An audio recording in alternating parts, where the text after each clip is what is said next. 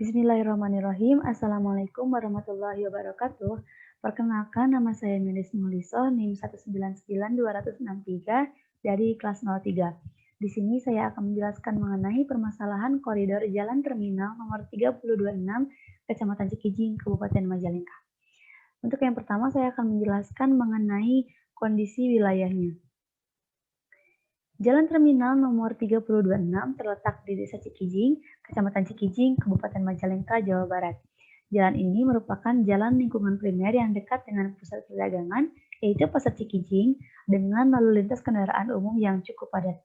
Luas wilayah Cikijing sendiri adalah 43,54 km persegi, sedangkan untuk jalan terminal, lebar jalur lalu lintasnya adalah 3,41 meter. Lebar badan jalannya adalah 6 meter dan panjang jalan sepanjang 226,81 meter. Kemudian berlanjut ke analisis permasalahan.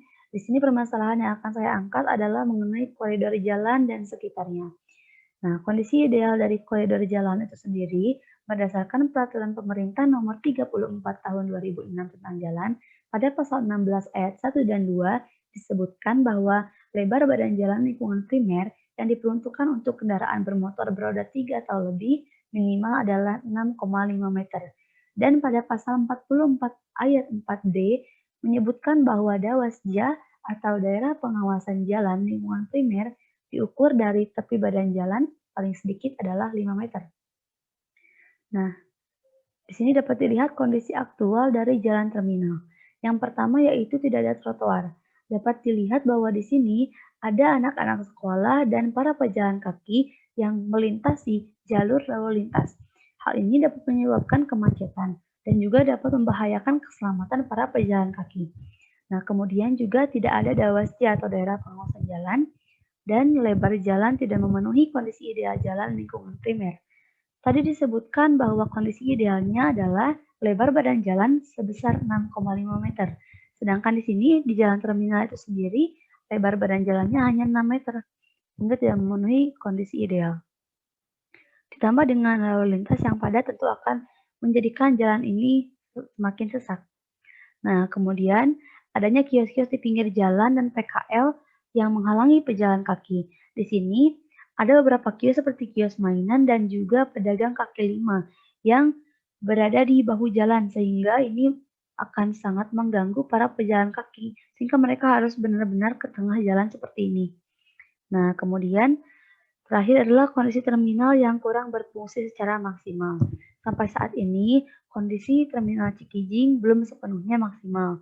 Hanya digunakan sebagai tempat peristirahatan bagi para mobil-mobil, tetapi belum benar-benar terstruktur dan kadang masih sangat tidak tertata kebersihannya.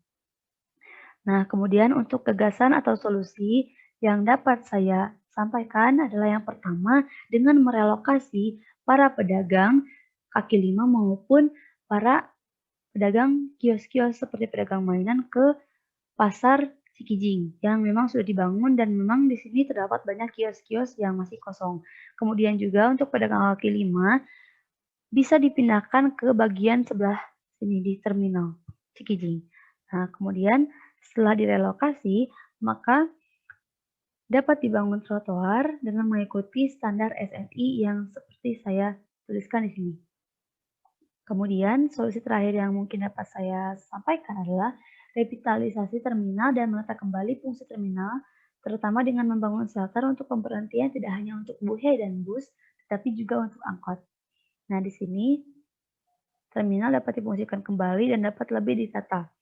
Di sini saya menempatkan tempat angkot di sebelah bagian pojok kiri bawah terminal karena di sini dapat dilihat di map selanjutnya dekat dengan lingkungan perumahan dan juga sekolah sehingga akan cukup strategis bila tempat pemberhentian angkot ini di terminal sebelah sini. Kemudian juga di sini tempat bus dan di sini tempat buhe atau mikro, kemudian di sini bisa jadi tempat pedagang kaki lima.